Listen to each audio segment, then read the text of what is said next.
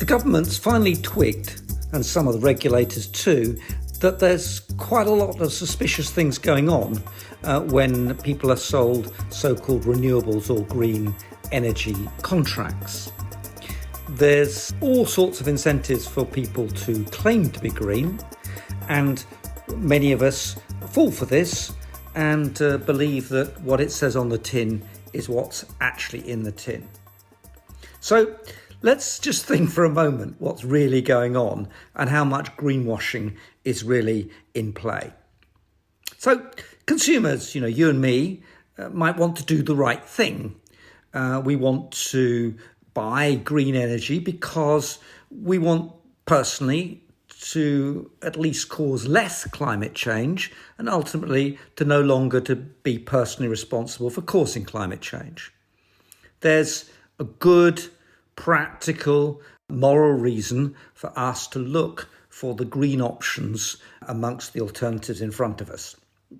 And when it comes to electricity, which is a big ticket item in our carbon footprint, you and I might think, well, if we could just buy wind and solar energy and not have any of that dirty gas-fired electricity or coal-fired electricity, even worse, and perhaps we might not even want to buy nuclear, then if we could just buy that green renewables, surely we're making a step in the right direction.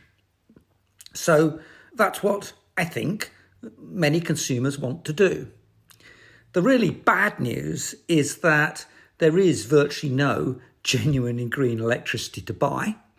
And when you turn on the switch to put the lights on or turn the cooker on or whatever, and you use electricity, what's actually going on is you're getting electricity from the grid. You're getting partly renewables electricity and partly gas-based electricity and quite a bit of nuclear-based electricity. You're getting the system outcome. So just because you signed up for a green tariff doesn't mean that you're only using green electricity. Not a bit of it. You're using whatever's on the system. Indeed, the only way you could really be genuinely green in your electricity consumption is if you go off grid, or perhaps you live on a very small island where communities are trying to do it themselves. Although even on some of those Scottish islands, which look to be green, a little standby diesel generator is probably needed to keep the lights on.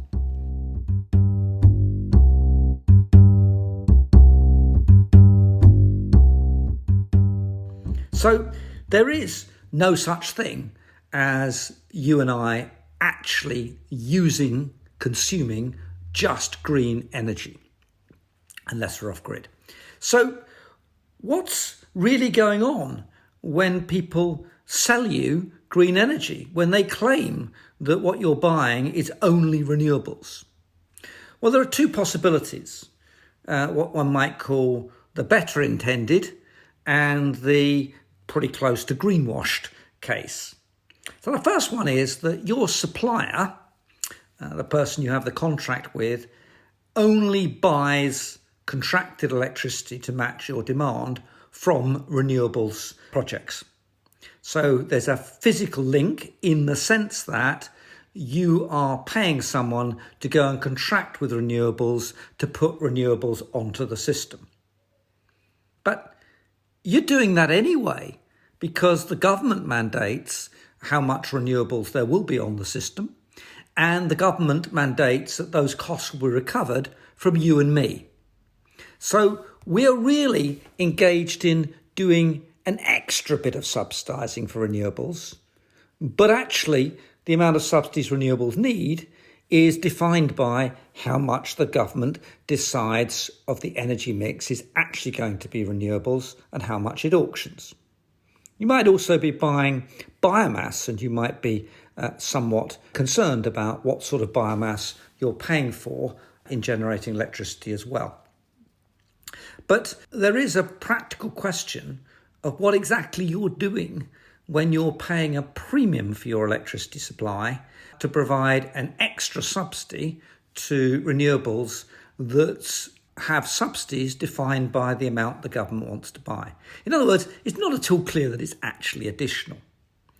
But it could be worse. It could be that your so-called green electricity tariff is simply a supplier going into the market and buying up some of the existing and legacy renewable contracts and then bundling them together in a contract portfolio and saying, hey, look here, you're buying renewable energy. That's the bit that the government in its inquiry is most concerned about, and rightly so. But they should be concerned with all of these issues. So for you and me, if the government's going to define how much renewables there are on the system, and we can go and vote for governments and campaign that governments buy more rather than less going forward in the transition to net zero, why are we actually paying an extra subsidy? What's happening here? And is it the best thing that we could do, you and me, to try and reduce our personal carbon footprints and hence our carbon consumption? Now, here's a somewhat challenging view. It's not the best thing that you could do to go and buy renewables if you have a few extra quid to spend on good green things. There are many, many things that you could spend that extra few percentages that you're adding to your electricity bill to buy those so-called renewables contracts. You could start on the front line with your actual electricity consumption. Just use less. And there are lots and lots of ways you and I can do that. It may be as simple as making sure that we turn the switches off, that we don't overcharge all our electronic kit, or it may be that we can fit insulation into our houses, we can turn the thermostat down, we can wear pullovers instead of wanting to be in shirt sleeves, and so on. If you keep a carbon diary, which is what I suggest in my net zero book, you will find a lot of things which come further up the list than being on a green energy tariff and will have much bigger impacts on your own carbon personal footprint. But supposing still, even in the light of these other things you could do, you still want to give some money to helping the transition to net zero. So you've done all the things yourself, you've cut your demand for electricity, so your footprint is going to be lower of that mix of gas and renewable energy that's coming down through the wires to you, whatever contract you sign. And you say to yourself, what would be better to spend my extra money on? Well, there are lots of things. You might want to think quite hard giving the money to a wildlife trust that might conserve carbon in soils better than we're currently doing. You might want to spend that money on local community projects which help the community as a whole develop its low carbon energy. You might even want to help the community install some further renewable energy.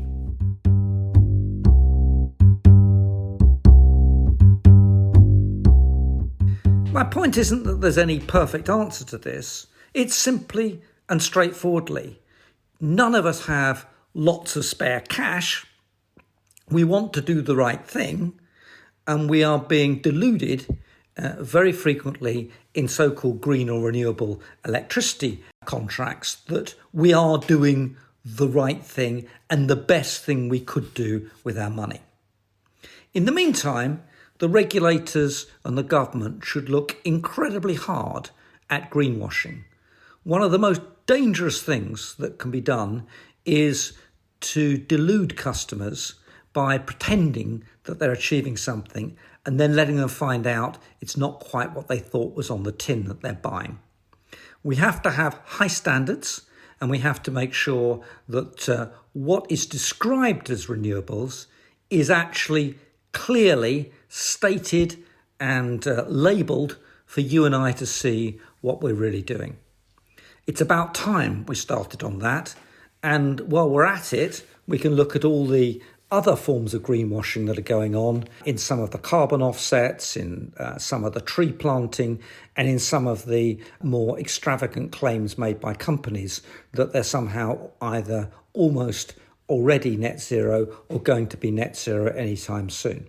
We might even look at how far electric cars, and particularly bigger electric cars, are really low carbon too. So let's shine the torch. Let's see what's going on. Let's stop kidding people that they're achieving something that they're not. And let's make sure that what you and I do has the biggest impact on reducing that, admittedly very tiny, bit of global warming that's your and my fault. Let's cut the greenwashing, cut it out, and have a much more honest debate about carbon consumption and what's really going on in our electricity market. Thank you.